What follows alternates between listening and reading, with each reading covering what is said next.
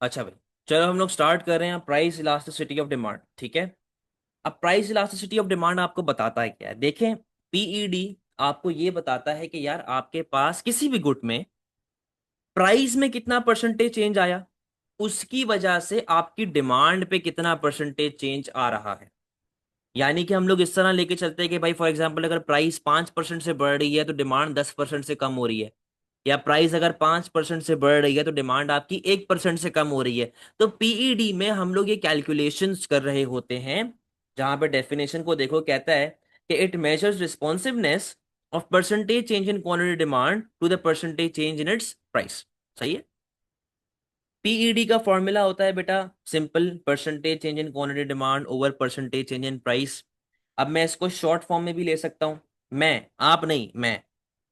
Percentage change इनको मैंने बेटा लिखा delta in quantity demand over percentage change in price. आप एग्जाम में ये चीज फॉलो नहीं कर सकते, आप शॉर्ट में नहीं लिख सकते, आपको फुल उसमें आंसर लिखना पड़ेगा। ठीक है। अच्छा बेटा, इस फॉर्मूले से अपने पास कुछ 5 वैल्यूज आती हैं, और उन 5 वैल्यूज को देखिएगा क्या होता है। हमारे पास पहली वैल्यू आती है PED greater than 1, that is elastic. अगर आपका आंसर 1 से ज्यादा आता है तो वो इलास्टिक है, 1 से कम आता है तो इनइलास्टिक है, 1 के बराबर आता है तो यूनिटरी इलास्टिक है, इक्वल्स टू 0 आता है तो परफेक्टली इनइलास्टिक है, और इक्वल्स टू इन्फिनिटी आता है तो परफेक्टली इलास्टिक। ठीक है। ये आपके आंसर्स की वैल्यूज जो होती हैं वो आ रही हो। अच्छा, अब देखो, असल दुनिया में सिर्फ ये वाले 2 केसेस एग्जिस्ट करते हैं, ये 3 केसेस एग्जिस्ट नहीं करते। ये 3 केसेस असल दुनिया में एग्जिस्ट नहीं करते, इसीलिए इन्हें हम लोग क्या कहते हैं, एक्सट्रीम केस, जो कि रियलिटी में एग्जिस्ट नहीं करते। ठीक है। अच्छा, हमेशा याद रखिएगा कि पीईडी का आंसर माइनस में ही आएगा। वो माइनस में क्यों आता है मैं आगे जाके बताऊं। अच्छा बेटा, अक्सर बच्चे मुझे कहते हैं कि सर हमें ना वैल्यूज याद रखने में मसला होता है कि ग्रेटर देन 1 क्या है, लेस देन 1 क्या है, और क्या चीजें हैं। आप में से कोई मेमन है क्लास में? कोई मेमन बैकग्राउंड से है तो बताओ।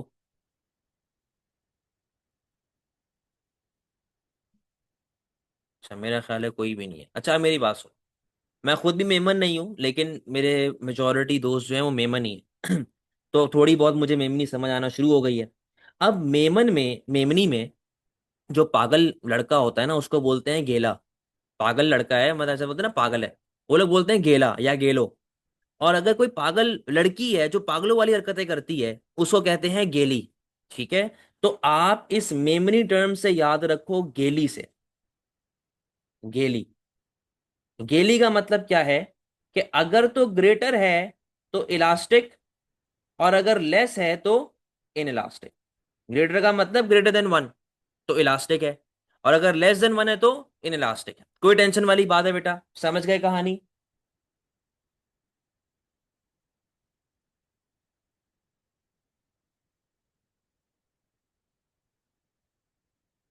बताओ। ठीक हो गया, चलो। अब बेटा हम लोग बात कर रहे होंगे पीईडी की वैल्यूज पे और डायग्राम्स पे, और फिर आगे जाके बात करेंगे फैक्टर्स अफेक्टिंग पीईडी। अच्छा देखो, मैंने आपको बताया था कि हमारे पास पीईडी मेजर करता है percentage change in quantity demand over percentage change in price. तो हम लोग डिफरेंट वैल्यूज की बात कर रहे हैं। पहले मैं बात कर रहा हूं कि अगर आपका आंसर आता है पीईडी ग्रेटर देन -1, अगर आंसर आता है पीईडी ग्रेटर देन -1, तो वो आंसर हमेशा क्या होता है आपका, इलास्टिक। अगर तो आपकी वैल्यू ग्रेटर देन -1 आती है तो वो क्या है, इलास्टिक डिमांड। अब इलास्टिक डिमांड को समझिएगा। इलास्टिक डिमांड कहता है कि यार percentage change in quantity demand is greater than percentage change in price. यानी कि अगर आपके पास प्राइसेस थोड़ी सी कम हो रही हैं, आपकी क्वांटिटी डिमांड कंपैरेटिवली बहुत ज्यादा से बढ़ रही है, और अगर आपके पास प्राइसेस थोड़े से बढ़ रही हैं तो आपकी क्वांटिटी डिमांड कंपैरेटिवली बहुत ज्यादा से कम हो रही है। बेटा मुझे एरोस की डायरेक्शन देख के बताओ कि एरोस पॉजिटिव रिलेशनशिप शो कर रहे हैं या नेगेटिव रिलेशनशिप शो कर रहे हैं। एरोस पॉजिटिव शो कर रहे हैं कि नेगेटिव शो कर रहे हैं? नेगेटिव शो कर रहे हैं। एक्सीलेंट, आपके जो एरोज हैं वो नेगेटिव रिलेशनशिप शो कर रहे हैं। नेगेटिव रिलेशनशिप का मतलब ये है कि कर्व तो आपका बनेगा डाउनवर्ड स्लोपिंग, लेकिन उस कर्व के शेप को देखिएगा। क्यों? क्योंकि हमें बेटा ये एरोस को प्रूफ करना है। आपने कर्व्स के शेप को देखना है। जरा इधर आए भाई, इधर आ गई आपके पास प्राइस, यहां पे आ गई आपके पास क्वांटिटी। ठीक है, रिलेशनशिप नेगेटिव है तो कर्व तो डाउनवर्ड स्लोपिंग ही बनेगा। बट इलास्टिक का कर्व जो होता है ना, ऐसा एक फ्लैटर कर्व बन रहा होता है। कैसा बनता है? एक फ्लैटर कर्व। क्यों? जरा देखना भाई, ये प्राइस लेवल चल रही थी, उस पे इतना माल बिक रहा था, price level P, quantity Q, और आप ऑपरेट कर रहे हैं पॉइंट ए पे। अगर आपकी प्राइसेस थोड़े से कम होती हैं from P to P one, बिल्कुल हल्के से थोड़े से कम होती हैं from P to P one, आपकी डिमांड कंपैरेटिवली भाई बहुत ज्यादा से बढ़ जाएगी from Q to Q one, और आप आ गए from point A to point B. अब देखो असल चीज पता है क्या है? ये एरोस को प्रूव करना कि प्राइस थोड़े से कम हो रही है और आपकी डिमांड जो है वो कंपैरेटिवली बहुत ज्यादा से बढ़ रही है। यही चीज हमने यहाँ पे देखी थी, यही चीज हमने यहाँ पे देखी थी। डायग्राम में कोई मसला तो नहीं है? किसी को समझ गए?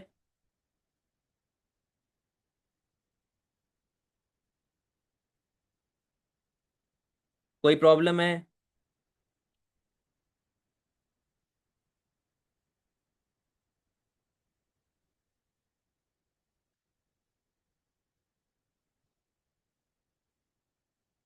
सही है। अब सवाल ये है कि सर ऐसा होता क्यों है? मतलब कि हल्की सी प्राइस कम हो रही है, डिमांड बहुत ज्यादा से बढ़ रही है। ये यूजुअली होता है लग्जरी गुड्स में। इसके ऊपर भी हम लोग बात करेंगे अभी आगे जाके। Luxury goods which are not essential for living. भाई आप खुद एक चीज को देखो, गोल्ड, गोल्ड की मिसाल लेता हूं मैं। अगर गोल्ड सस्ता होगा तो भाई गोल्ड, क्योंकि it is not necessary for living, it is not essential for living, तो जब गोल्ड सस्ता होगा तो लोग ज्यादा से गोल्ड खरीदना शुरू कर देंगे।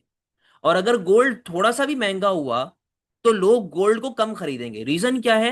कि भाई gold is not essential for living. मैं गोल्ड को चाटूंगा तो नहीं तो ना बैठ के कि मैं चाट रहा हूं और मैं जिंदा रह रहा हूं, इस तरह तो नहीं हो रहा भाई। गोल्ड तो गोल्ड है।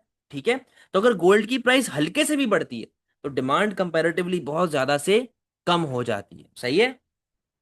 तो एक तो ये लग्जरी गुड होता है। ठीक है, और दूसरी बात, यहां पर कंपटीशन बहुत ज्यादा होता है।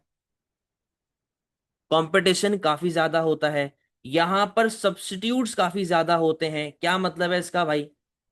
देखो जो बच्चे यहाँ कराची के बैठे हुए हैं, उन्होंने एक जगह का नाम सुना हुआ होगा, जैनब मार्केट या रेक्स मार्केट जो होता है। रेक्स मार्केट में या जैनब मार्केट में 1000 2000 दुकानें हैं, और वो सारी दुकानें इतनी छोटी छोटी सी हैं, वहां पे हर बंदा कपड़ा बेच रहा है। कंपटीशन बहुत ज्यादा है, सब्स्टिट्यूट्स बहुत ज्यादा है। भाई अब मैं जैनब मार्केट में जा रहा हूँ, वहां पर इतना सारा प्रोड्यूसर बैठा हुआ है। ठीक है, और अगर एक प्रोड्यूसर होशियारी करके हल्की सी प्राइस बढ़ाता है तो मेरे पास 999 और प्रोड्यूसर भी तो हैं, मैं उनसे जाके भी तो सामान ले सकता हूँ। यानी कि अगर एक प्रोड्यूसर हल्की सी प्राइस बढ़ाएगा तो मेरी डिमांड उस बंदे के लिए काफी ज्यादा कम हो जाएगी। मैं सब्स्टिट्यूट के पास चला जाऊंगा, मैं ऑप्शन दूसरे ऑप्शन के पास चला जाऊंगा। ठीक है, और क्योंकि बीइंग अ कंज्यूमर, मैंने प्रोड्यूसर की हल्की सी प्राइस चेंज को फौरन से रिस्पॉन्ड किया है। क्योंकि बीइंग अ कंज्यूमर, मैंने प्रोड्यूसर की प्राइस चेंज को फौरन से रिस्पॉन्ड किया। कैसे रिस्पॉन्ड किया? हल्की सी प्राइस बढ़ाई, मैं किसी और के पास चला जाऊंगा। हल्की सी प्राइस कम करी तो लोग मच्छरों की तरह उसके पास भागना शुरू कर देंगे, क्योंकि वो बाकियों के मुकाबले में सस्ते दाम पे सामान दे रहा है। तो कंज्यूमर क्योंकि फौरन से रिस्पॉन्ड कर रहा है, इसीलिए इलास्टिक में रिस्पॉन्सिवनेस काफी ज्यादा होती है। इसीलिए इलास्टिक में रिस्पॉन्सिवनेस काफी ज्यादा होती है। कोई मसले वाली बात है बेटा? समझ गए?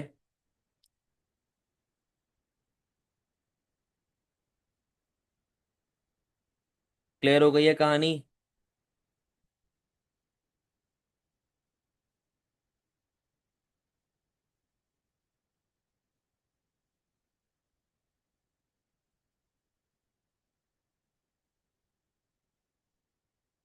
अच्छा, अब दूसरे केस पे आओ, इन इलास्टिक पे। इन इलास्टिक, इलास्टिक का completely opposite. In elastic, elastic completely opposite. Elastic कहता है percentage change in quantity demand is greater than percentage change in price. In elastic कहता है कि भाई percentage change in quantity demand is less than percentage change in price. यानी कि अगर आपके पास प्राइजेस इतनी ज्यादा से बढ़ रही हैं, आपकी डिमांड जो है वो सिर्फ और सिर्फ थोड़े से कम होगी। और अगर आपकी प्राइसेस बहुत ज्यादा से कम हो रही हैं, तो आपकी डिमांड सिर्फ और सिर्फ थोड़े से बढ़ेगी। भाई रिलेशनशिप तो अभी भी नेगेटिव आ रहा है, रिलेशनशिप वो तो अभी भी हमें नेगेटिव दिख रहा है, ठीक है, इनवर्स दिख रहा है। तो कर्व तो बनेगा डाउनवर्ड स्लोपिंग, बट मुझे इन एरोस को प्रूव करना है। तो अब यहां पे देखो जरा भाई, इधर आ गई प्राइस, यहां पे आ गई आपके पास क्वांटिटी, ठीक है। मुझे एरोस को प्रूव करना है। डाउनवर्ड स्लोपिंग कर्व बनता है इन इलास्टिक में, बट वो ऐसा एक स्टीपर कर्व बनता है। कैसा बनेगा? एक स्टीपर कर्व बनेगा। सर आपने स्टीपर कर्व क्यों बनाया? क्योंकि मुझे इन एरोस को प्रूव करना है। अब यहां पे देखो जरा भाई, इनिशियली फॉर एग्जांपल ये प्राइस लेवल चल रही थी, आप इतनी क्वांटिटी कंज्यूम करते हैं बीइंग अ कंज्यूमर, ठीक है। आप ऑपरेट कर रहे हैं पॉइंट ए पे, आपकी प्राइसेस इतनी ज्यादा से बढ़ गई, आप आ गए फ्रॉम P to P1। ये देखो कितना बड़ा चेंज आ रहा है, आप आ गए फ्रॉम P to P1। लेकिन क्योंकि गुड जो है वो इनलास्टिक है, आपकी डिमांड सिर्फ और सिर्फ थोड़े से कम हो रही है। कंपैरेटिवली आपकी डिमांड सिर्फ और सिर्फ थोड़े से कम हो रही है, और आप आ रहे हैं from point A to point B, ठीक है। अब सवाल ये है कि सर ऐसा क्यों हो रहा है, ऐसा क्यों हो रहा है? अब देखो, क्योंकि मैंने आपसे कहा कंप्लीटली ऑपोजिट है इलास्टिक का, तो अब जरा समझना। जो इनइलास्टिक गुड होता है ना, ये होता है नेसेसिटी गुड। कैसा होता है? Necessity good. Example, medicine. यार एक चीज को समझो, एक चीज को समझो, अगर पैनाडोल सस्ती हो जाती है, अगर पैनाडोल सस्ती हो जाती है, तो क्या आप पैनाडोल टॉफियों की तरह खानी शुरू कर दोगे? भाई वो तो एक दवाई है ना यार, एक लिमिट में आपने खानी होती है। या अगर पैनाडोल महंगी हो जाती है और आप बीमार हैं, तो क्या आप पैनाडोल खानी छोड़ देंगे? भाई एक नेसेसिटी गुड है, एक मेडिसिन है, ये जरूरी है आपके लिए। तो अगर पैनाडोल महंगी होती है, तो हो सकता है कि जो एक्स्ट्रा एक आध पत्ता आप खरीद लेते हो, अब वो ना खरीदें, लेकिन कंज्यूम करना तो नहीं छोड़ेंगे ना, आपकी डिमांड थोड़े से कम हो। लेकिन अगर प्राइसेस बहुत ज्यादा से कम हो रही है, तो आप पैनाडोल को टॉफियों की तरह नहीं खाओगे भाई। आपकी डिमांड सिर्फ और सिर्फ थोड़े से बढ़ सकती है कि यार एक्स्ट्रा पत्ता घर पे स्टॉक करके रख लें, ठीक है। तो पहला फैक्टर क्या आ गया? Necessity good. उसके बाद यहां पर आपके पास सब्स्टिट्यूट्स काफी कम होते हैं, यहां पे आपके पास कंपटीशन काफी कम होता है, ठीक है। अच्छा, कंपटीशन कम होता है, मैंने ये नहीं कहा कि जीरो कंपटीशन है, कंपटीशन कम होता है, लो होता है, ठीक है। अब सब जाहिर सी बात है, एक बंदा है उसके लिए एक नेसेसिटी गुड है, और वो बंदा जो है उसके लिए कोई गुड जरूरी है, तो वो फंस गया ना प्रोड्यूसर के पास आके। प्रोड्यूसर को पता है कि मेरे अलावा ये कहीं और जाएगा ही नहीं। अब इसी में मिसाल आपको देता हूँ, जब हम लोग बचपन में शॉपिंग करने जाते थे अम्मी के साथ, तो अम्मी घर पे हमें ट्रेन करके लेके जाती थी कि भाई अगर कोई चीज पसंद आ जाए तो शोर शराबा नहीं करना। क्यों शोर शराबा नहीं करना? क्योंकि प्रोड्यूसर को पता चल जाएगा कि ये बच्चा अब जिद पे आ गया, और जब वो बच्चा जिद पे आ जाता है, तो वो पर्टिकुलर चीज उस बच्चे के लिए क्या बन जाएगी? Necessity gold. और वो रो रो के अपनी माँ का जीना हराम कर देगा, तो माँ को दिलवाना ही पड़ेगा, ठीक है। तो जब हमारे लिए कोई चीज एक नेसेसिटी गुड बन जाती है, हमारे पास सब्स्टिट्यूट्स नहीं होते, कंपटीशन कम होते हैं, तो वो हमारे लिए क्या बन जाएगा? In elastic good. क्या बन जाएगा? In elastic good. और क्योंकि मेरे पास इतने ज्यादा ऑप्शंस भी अवेलेबल नहीं है, तो मैं प्रोड्यूसर की प्राइस चेंज को फौरन से रिस्पॉन्ड नहीं कर सकता। तो भाई बीइंग अ कंज्यूमर, मेरी रिस्पॉन्सिवनेस भी कैसी होगी? मेरी रिस्पॉन्सिवनेस भी आपके पास कम होगी, कोई मसले वाली बात है? समझ गए कहानी?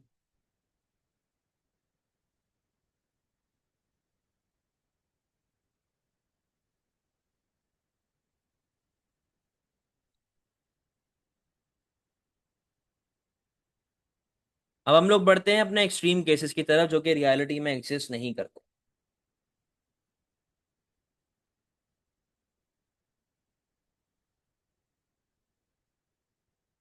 अच्छा जी, सबसे पहला एक्सट्रीम केस क्या है हमारा? थर्ड, थर्ड पीईडी जो है,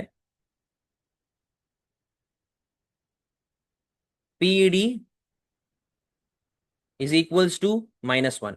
अच्छा, ये एक्सट्रीम केसेस स्टार्ट हो गए हैं, ठीक है। Unitary elastic.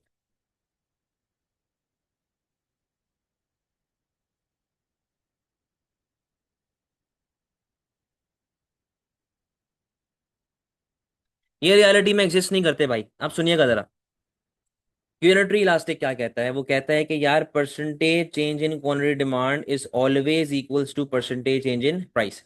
यानी कि जितने से आपकी प्राइस बढ़ेगी, इक्वल अमाउंट से आपकी क्वांटिटी डिमांड कम हो जाएगी, और जितने से आपकी प्राइस कम होगी, इक्वल अमाउंट से आपकी क्वांटिटी डिमांड बढ़ जाएगी। ठीक है। रिलेशनशिप कैसा आ रहा है आपके पास? नेगेटिव रिलेशनशिप आ रहा है, नेगेटिव। कर्व बनेगा डाउनवर्ड स्लोपिंग। बट इसका जो कर्व है, जो इसका शेप है, वो डिफरेंट है। आपको इसका शेप याद करना पड़ेगा। तो अब यहाँ पे देखिएगा जरा भाई, इधर आ गई प्राइस, यहाँ पे आ गई क्वांटिटी। यूनिटरी इलास्टिक कर्व की जो डायग्राम है, वो ऐसे बनती है चांद की तरह। ठीक है, कैसे बनेगी? ऐसे चांद की तरह बन रही होगी। और इस चांद का एक नाम होता है, वो नाम है हाइपरबोला।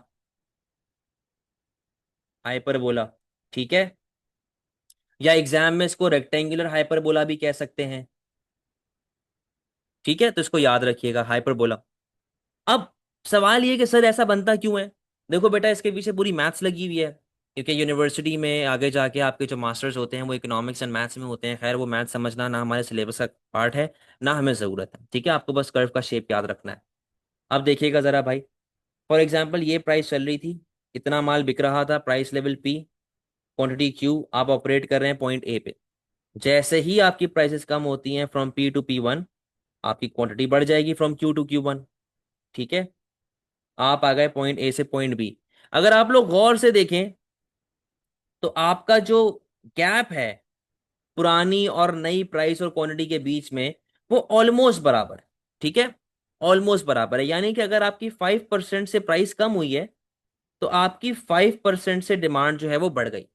ये होता है हाइपरबोला। कोई मसला बेटा इसके अंदर? ऐसे ऐसे कोई फैक्टर्स नहीं है, इसको बस आपने ऐसे ही याद कर, कोई मसले वाली बात।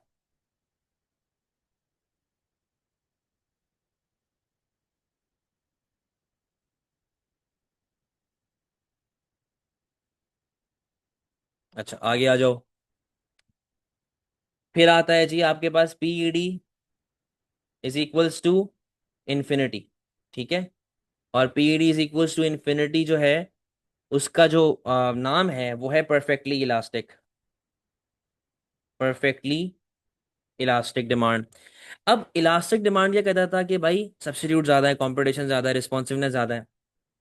परफेक्टली इलास्टिक रियलिटी में एग्जिस्ट नहीं करता बिल्कुल भी, लेकिन मैं इसे करीब करीब एग्जांपल आप लोगों को बताऊंगा। परफेक्टली इलास्टिक कहता है कि जी आपके पास थाउजेंड्स ऑफ प्रोड्यूसर्स हैं, थाउजेंड्स ऑफ प्रोड्यूसर्स हैं, जो क्या करते हैं, सेम गुड बनाते हैं। ठीक है, उस गुड की सेम क्वालिटी होती है, और उस गुड की सेम प्राइस होती है। जब सारी चीजें आपके पास सेम सेम आती हैं, तो इसको हम लोग कहते हैं बेटा homogeneous in nature. Homogeneous in nature, कि हर चीज सेम है आपके पास। सही है। अच्छा, अब इसकी जो क्लोजेस्ट एग्जांपल हमें रियलिटी में देखने को मिलती है, वो है दूध वाले। मैं ऑलपर्स मिल्क पैक वगैरह की बात नहीं कर रहा, मैं खुले दूध की बात कर रहा हूँ, जो 220 रुपया पर लीटर चल रहा है। अब हर इलाके में कोई 50-60 दूध की दुकानें, तो भाई पूरे मुल्क में तो करोड़ों होंगी। सही है। और सब जगह पे दूध की प्राइस सेम, 220 रुपये। ठीक है। अब ये करीब करीब एग्जाम्पल है, परफेक्ट एग्जाम्पल नहीं। अच्छा, अब देखो, थाउजेंड ऑफ प्रोड्यूसर्स हैं, producing same good, same quality, same price, हर चीज ये आपके पास सेम चल रही है। तो मुझे एक बात ये बताओ, क्या आप लोगों ने कभी भी कोई दूध वाले को अपना एड चलाते हुए देखा है टीवी पे? नागोरी मिल्क शॉप और शॉकट डेयरी और ये इस तरीके के नाम वगैरह आप लोगों ने देखे हैं? सियालकोट मिल्क शॉप जी, ऐड चल रहे हैं टीवी के ऊपर। इस तरह नहीं होते, क्योंकि एड उस प्रोडक्ट का चलाया जाता है जिसकी आपको इंफॉर्मेशन देनी होती है कस्टमर को। कस्टमर के पास नॉलेज नहीं होती है आपको इन्फॉर्मेशन देनी है कि जी भाई हम एक ब्रांड हैं, हम एक प्रोडक्ट बेच रहे हैं, ये वो। अब मुझे क्या दूसरों को समझाना पड़ेगा कि दूध क्या होता है? मुझे किसी को समझाना पड़ेगा कि दूध के फवाइद क्या होते हैं? नहीं। क्यों? क्योंकि मेरे कंज्यूमर के पास इधर होती है परफेक्ट नॉलेज। क्या होती है? Perfect knowledge. उसको पता है भाई दूध क्या है, काले रंग का दूध नहीं आता, सफेद रंग का दूध आता है, उसको पता है। ठीक है, परफेक्ट नॉलेज। तो जब परफेक्ट नॉलेज आपके पास होगी बीइंग अ कंज्यूमर, तो आपको एडवर्टाइज करने की जरूरत हरगिज नहीं है। No need to advertise. सही है। अच्छा, इसको हम लोग परफेक्ट कंपटीशन भी कहते हैं। परफेक्टली इलास्टिक का दूसरा नाम क्या है? Perfect competition. परफेक्ट इसलिए कि हर बंदे के पास परफेक्ट नॉलेज होती है कि भाई दूध की क्या प्राइस है, दूध क्या होता है, सारी चीजें उसको पता है। अच्छा, अब परफेक्टली इलास्टिक का कर्व कैसे बनता है? देखो, आपकी प्राइस जो है वो हमेशा क्या रहती है? सेम। सही है, प्राइस आपकी सेम रहेगी। 220 रुपये लीटर है, हर जगह पे 220 रुपये लीटर मिल रहा है। लेकिन भाई हो सकता है मैं 2 लीटर दूध खरीदता हूँ, कोई 4 लीटर दूध खरीदता हो, कोई 1 लीटर दूध खरीदता हो। यानी कि quantity can very depending upon consumers need. Quantity आपकी चेंज हो सकती है, लेकिन प्राइस हमेशा क्या रहेगी? सेम। तो अब जरा डायग्राम को देखो।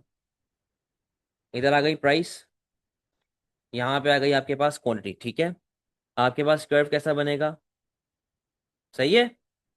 अब देखो जरा, प्राइस आपकी क्या चल रही है? 10 रुपया। हर जगह पे सेम है। लेकिन भाई हो सकता है कोई 2 लीटर दूध खरीदता हो, कोई 4 लीटर लेता हो, कोई 1 लीटर लेता हो। समझ गए बात को? तो आपकी क्वांटिटी जो है बेटा वो चेंज हो सकती है। कोई मसले वाली बात? कोई प्रॉब्लम?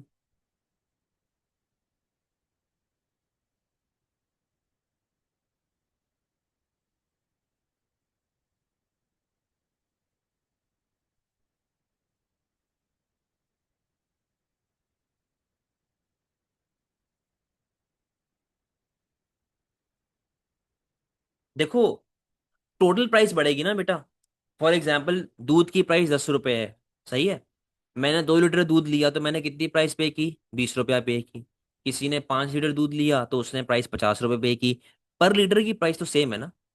तो हम लोग पर लीटर की यहाँ पे बात कर रहे हैं, ठीक है, कि वो एक फिक्स प्राइस आपकी चल रही होगी हर जगह। समझ गई?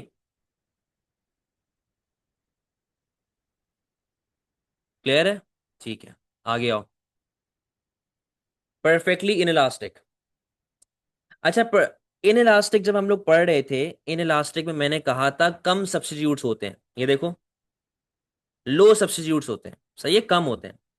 परफेक्टली इन इलास्टिक में no substitutes, no substitutes, no substitutes, ठीक है। कोई सब्स्टिट्यूट है ही नहीं इसका।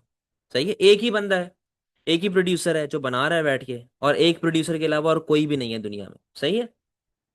और ये एक्सट्रीमली जरूरी होता है, एक्सट्रीमली नेसेसिटी गुड होता है। ठीक है, बहुत ज्यादा जरूरत वाला गुड होता है।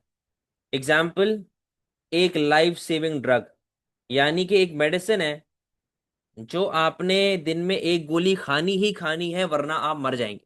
ठीक है। तो ये इसकी कंजम्पशन चल रही होती है कि एक मेडिसिन है जो आपने खानी है दिन की एक गोली, वरना आप मर जाओ। सही है। या इसकी एक और मिसाल ले लेते हैं भाई, मैं एक दिन करा, जितने भी पाकिस्तान के इकोनॉमिक्स के टीचर हैं उनको दावत पे बुलाऊं और सबको जहर दे के मार दूं। पीछे कौन बचा? मैं अकेला बचा ना। तो जिसको भी पढ़ना होगा मेरे पास आएगा भाई, ठीक है ना। मैं अकेला प्रोड्यूसर होऊंगा उस टाइम। इसे कहते हैं परफेक्टली इन इलास्टिक डिमांड, कि मैं एक अकेला प्रोड्यूसर हूं पूरी दुनिया, पूरी मार्केट में, या जो भी आपके पास है। सही है। अब देखो बेटा, एक गोली है, एक लाइफ सेविंग ड्रग है, अगर आप नहीं खाएंगे तो आप मर जाएंगे। तो क्या पैसे आपकी लाइफ से बढ़ के हैं? नहीं। यानी कि यहां पर आपकी प्राइसेस बढ़ भी सकती हैं, आपकी प्राइसेस कम भी हो सकती हैं, बट आपकी क्वांटिटी हमेशा कैसी रहेगी? सेम, एक गोली दिन की। सही है। अब यहां पर डायग्राम को देखो। इधर आ गई प्राइस, यहां पे आ गई आपके पास क्वांटिटी। ये देख लो भाई, कर्व कैसा बनेगा? बिल्कुल वर्टिकल। क्वांटिटी क्यू, ये डिमांड।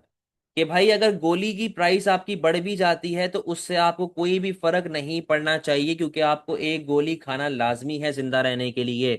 कोई मसला बेटा?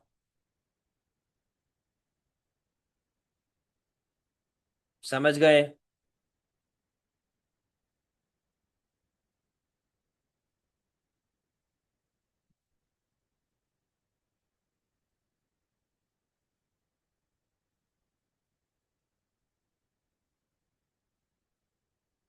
हम लोग अपनी लास्ट बात करके क्लास को ऑफ करेंगे।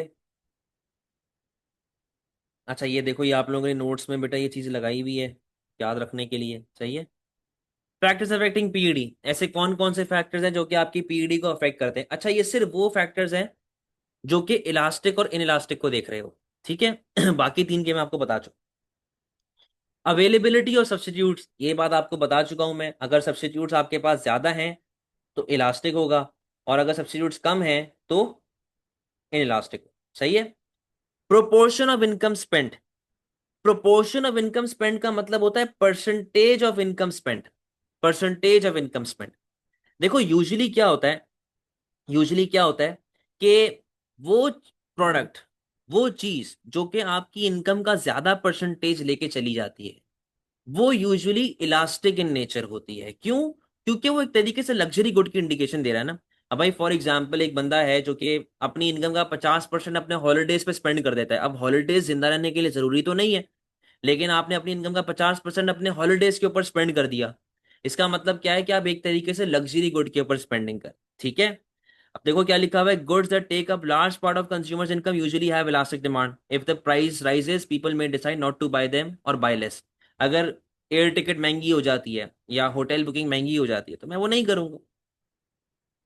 नेसेसिटी और लग्जरी, नेसेसिटी गुड जैसे कि मैंने आपको बताया कि भाई मेडिसिन वगैरह हो गई, ये इनइलास्टिक इन नेचर होते हैं। लग्जरी गुड जैसे कि गोल्ड वगैरह हो गया, ये इलास्टिक इन नेचर होते हैं।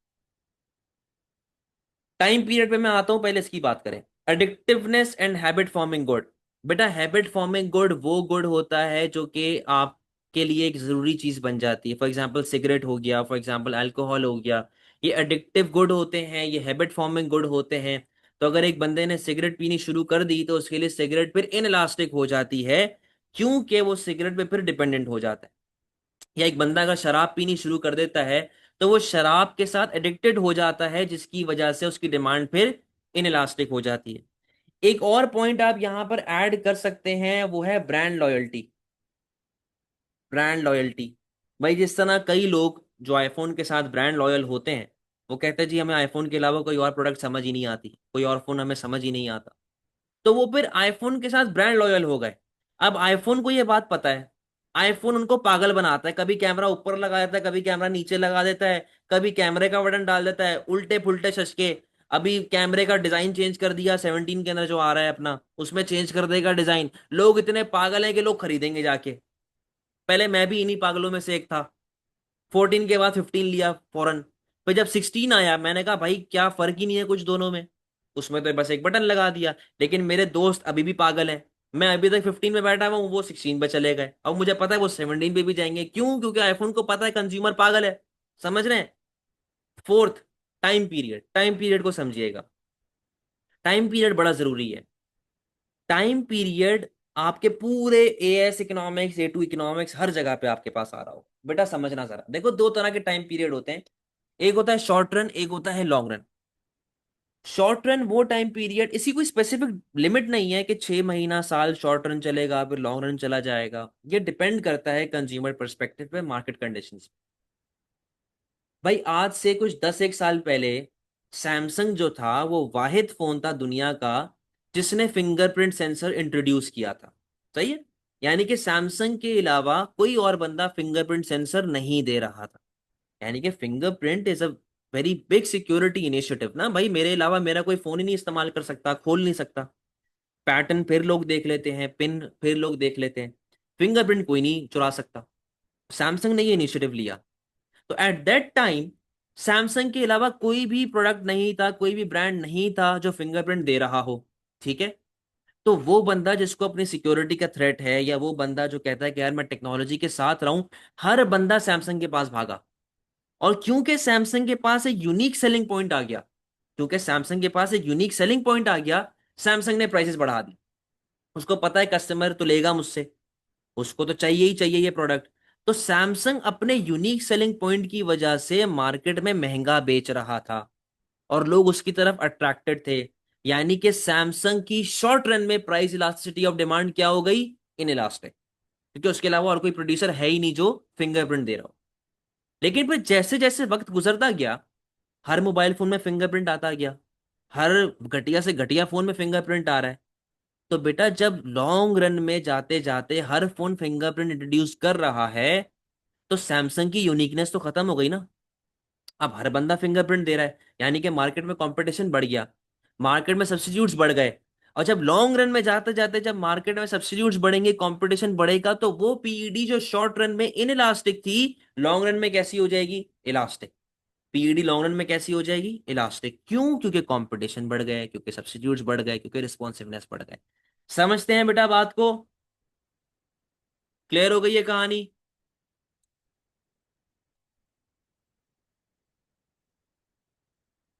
कोई टेंशन वाली बात तो नहीं है?